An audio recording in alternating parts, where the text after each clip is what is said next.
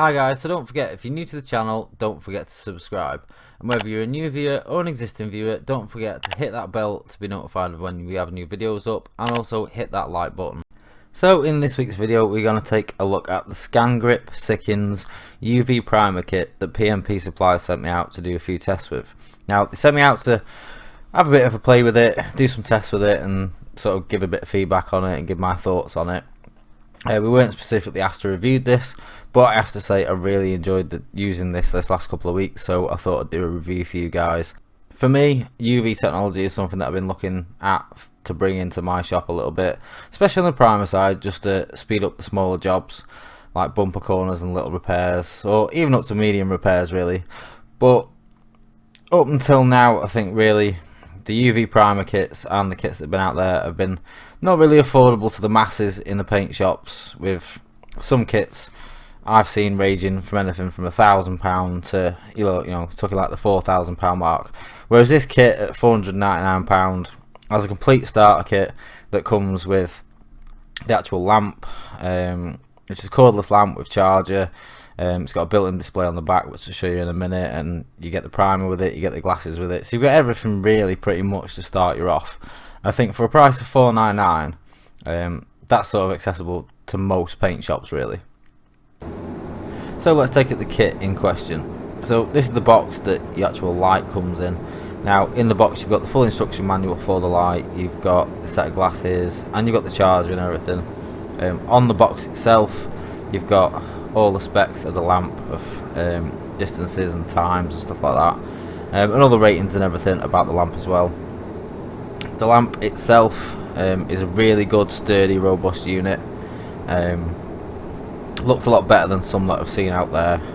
It's got a full display on the back with LEDs, so if you press the on button there, you've got the timer which you can move up from 0 to 5 minutes on that little wheel, and you can actually set it further again, but you don't need more than a couple of minutes anyway with this lamp. And then you simply press and hold the power button to switch the actual lamp on. Just one thing I should note is really at that point I should have had the glasses on, but I was just doing a little quick test to show you guys. And also it's got a good magnet on the back of it, so it can be magnetic to your wall.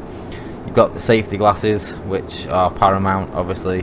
Health and safety in our job is a very important thing. And also you've got the UV surfacer. Now we've got the light grey, and even though it is a surfacer, it does actually have a really good build if you put 2 coats on. Now something that says paramount with this is you do need a black gun pot. Now what that enables you to do is pour that primer straight into the pot and actually leave it in the pot. Now I've left the pot and the lamp in the booth through about 10 or 15 bake cycles, and it's still liquid. It's not affected the primer in any way, it's not affected the lamp in any way. So my lamp and actual primer is kept in the booth at all times, whether I'm just doing a normal spray job or bake, because it's just really handy and accessible to have there and then when you want it. And obviously you need the black pot to block off any UV light that is naturally in daylight getting towards the primer and actually curing the primer in your pot. So if you put it in a clear pot, the chances are you are going to cause problems. So I have set up a little timer so you can see just how fast and effective this system is compared to a conventional high build system that as a paint shop we would normally use in the spray booth.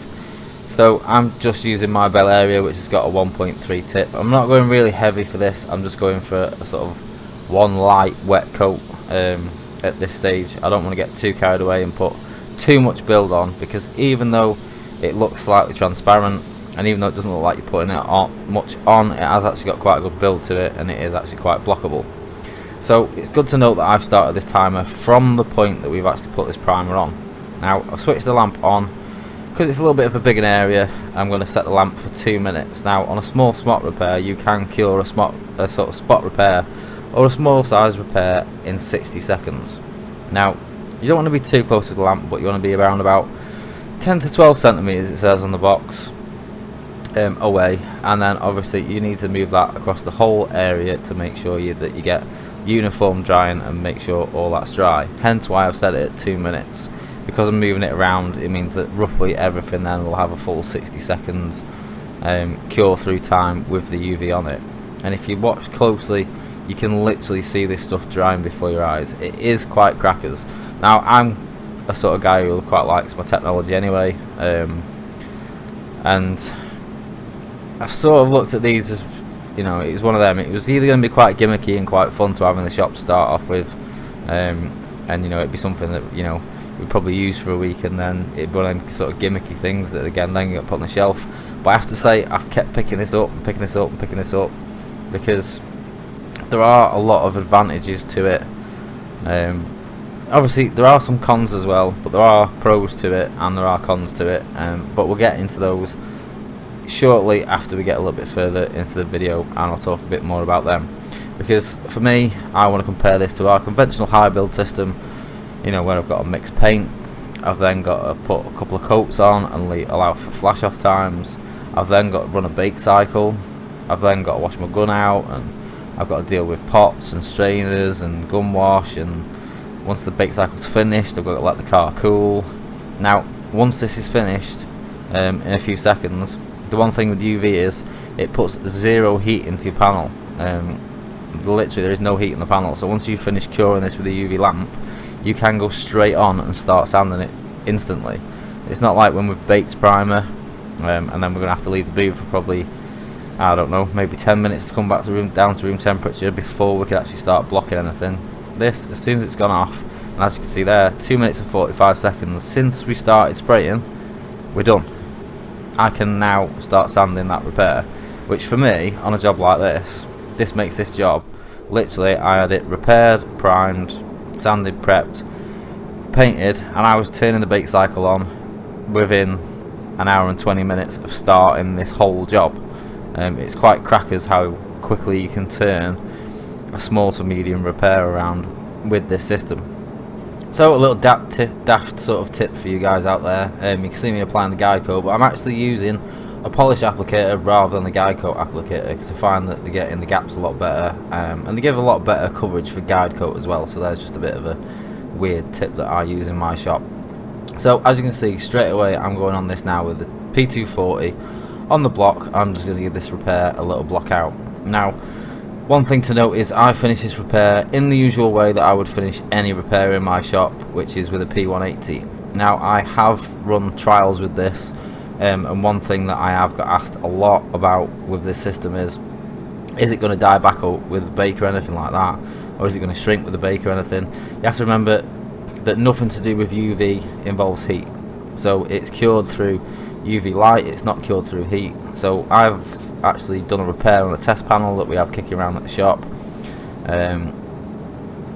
done the primer work on it with the UV system, painted it, baked it, and then I left it in the booth all week. Well, we probably ran about 10 different bake cycles during that 1 week, and there was no dieback whatsoever on that primer repair.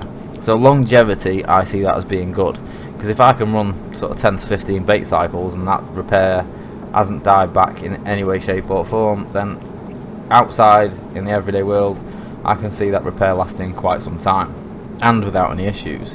And as you can see there, even at 120-second 2-minute drying time, there is no clogging whatsoever on that disc.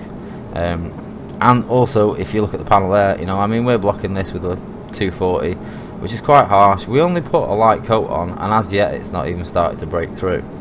And even, I have to say, with this primer, when it looks like it has broken through, a lot of the time it hasn't. It's just because the primer is quite transparent. And excuse my blocking looking a bit scrappy, I was trying to do this in a way that, you know, the camera angle, you guys could really see what I was getting at and what I was getting into whilst I was doing this repair. So a little bit of a chat about the sort of primer itself.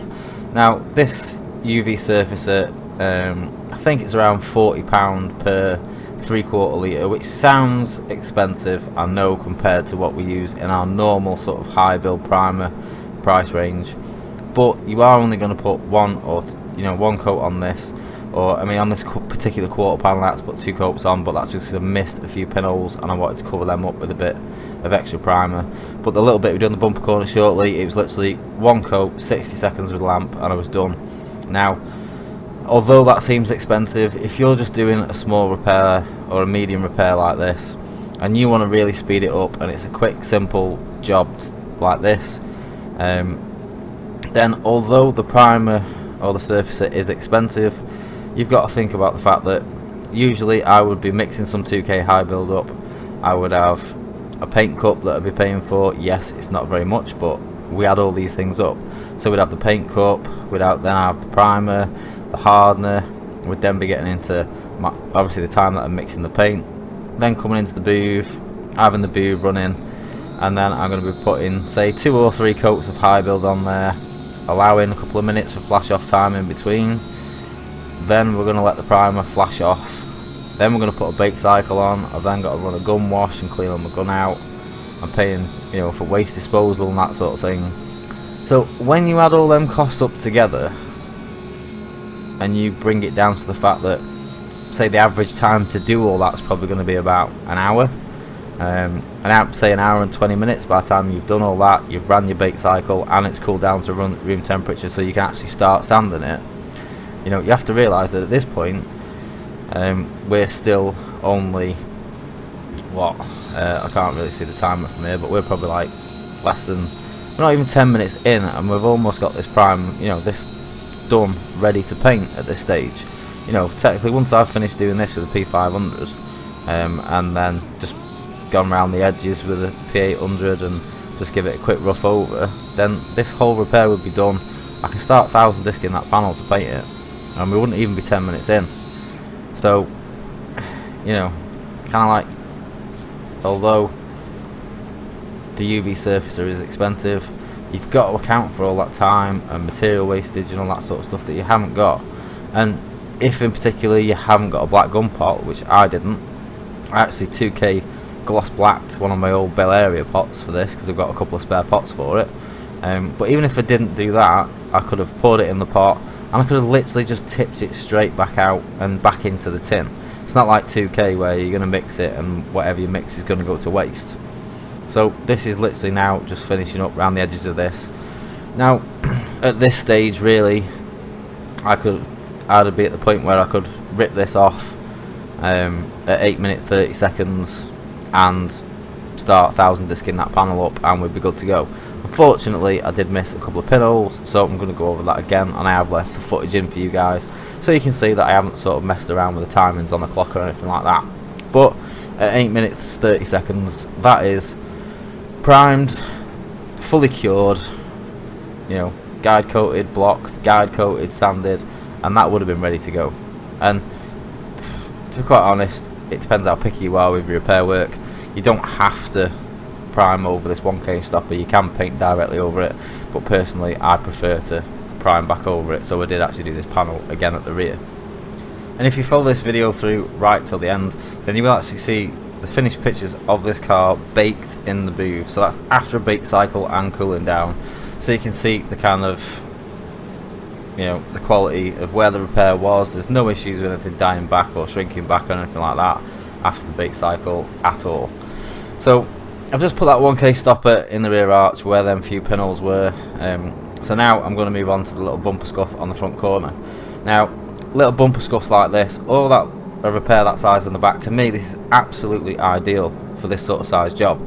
Now I've done a couple of bumper corners and little bits and bobs like that, like this that we've got here, with this system this week, and it's been absolutely brilliant. You know, 60-second drying time on a little repair like this is ace. You know, I can have this, a quick bit of dolphin glaze in a little bumper corner scuff like that, very minimum drying time on the dolphin glaze, a quick block out, quick prep and a quick mask with a little half bag like that. I've got the pressure set quite low so there's hardly any overspray, and then 60 seconds with a lamp and I can start sanding it. You know, you could have a bumper corner done and painted within half an hour of starting it without any issues, without having to put an infrared on it and start putting a lot of heat into a bumper or anything like that. Just so quick and effective. Now obviously I have said at the start that I am not going to compare this to other systems. Some other systems do have more powerful UV lights, but when you're talking about this kit at £500 that'll do it in say 1 minute or 2 minutes, or a more powerful light that's going to cost you anything from 1,000 to 4,000, to be quite honest with you, I'm quite happy with a £500 kit that will do it in 1 minute or 2 minutes. To me, in our body shop environment, you know, that's more than fast enough for me. And the main reason personally that I was looking at one of these kits for my own shop is because it will make small to medium repairs like this a lot faster, and it'll improve the efficiency of my shop tenfold. You know, there's only me and one other lad there, so having a little kit like this that can cut down your priming times from an hour to, you know, 2 minutes is just ridiculous, you know, and it'll increase my efficiency tenfold. For 500 quid, if I had to put this on this bumper corner and say I had to set it at 2 minutes to make 100% sure in my mind that that was fully cured, to be quite honest with you, compared to the normal way of doing it, say if I was doing a bumper corner where I'd put a couple of coats of high build on it and then I might stick the UV lamp on it rather than a bake, I'm still going to be running the UV lamp for 25 minutes. I would rather have this system in the shop and have this done in 2 minutes, get this painted, you know, within half an hour of starting it, have it off bake with an hour of it coming into the shop, and have it out the door within 2 hours. It is really, really good for little repairs like that. Obviously brilliant for smart repairs and that sort of thing, but also really good for sort of something like we're doing on the quarter panel. It's quick, it's easy, it's effective, and as long as you make sure you cure that primer through, there's no issues with it whatsoever. I mean, I haven't encountered one issue with this, and I've used it on probably 15, 20 jobs already. Even one that I had the other day, I was doing a really big job on a BMW. It's having the whole side painted, the rear bumper, and the whole front end as well, and I'd missed a little bit of a repair on the rear arch. Now normally that would mean that once I'd repaired, you know, it was already in the booth unfortunately, and it had already been fully prepped, it had already been bagged and everything. I was like, right, there's just this tiny little wobble in the rear arch that I wasn't happy with.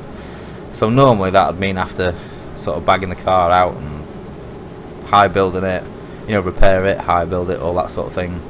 With this, I could just literally, just a little bit of dolphin glaze in the repair, as I would have anyway, flick a tiny little bit of UV primer over that area, 60 seconds with the lamp, that was then dry. I ran it over the P500 on the DA, and within 5 minutes of noticing that repair, it was done. It was primed properly with a decent primer, you know, rather than sort of trying to risk it with a bit of wet on wet or anything like that. It was just done and out of the way, and it had been repaired and primed properly, and it took me less than 5 minutes to do it. And then I was back on prepping the car for, you know, what was a half repaint in a matter of minutes. And that's the thing, when I thought first when I got this kit it was going to be quite gimmicky, it'd be something that, yeah, you know, let's get the UV kit out because we've got it. The more I've used it, the more advantages I've seen to having it in the shop. And although we did get this kit sent out to have a try and test and give feedback on for PMP, you know, this is something I'm going to carry on buying this UV primer off these guys, and we will be carrying on using this in the shop. And we might even look to getting some more of the Scangrip UV lights in at some point, because it really is brilliant. And I mean, the other lad that works in my shop with me, he's not a painter as such, but he's good with his primer work. I showed him once how to use this primer system, and even he's cracking on with it straight away with no issues. It really is an absolute sort of like really cracking piece of kit. I can't fault it one bit.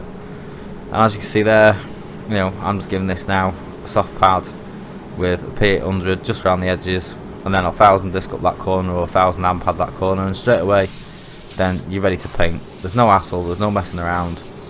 We use solvent paint in our shop, and I've had no issue with solvent over this. I've spoken to other guys who use water based, they've got absolutely no issue using water based over this either, and they use the same primer surfacer that I've got.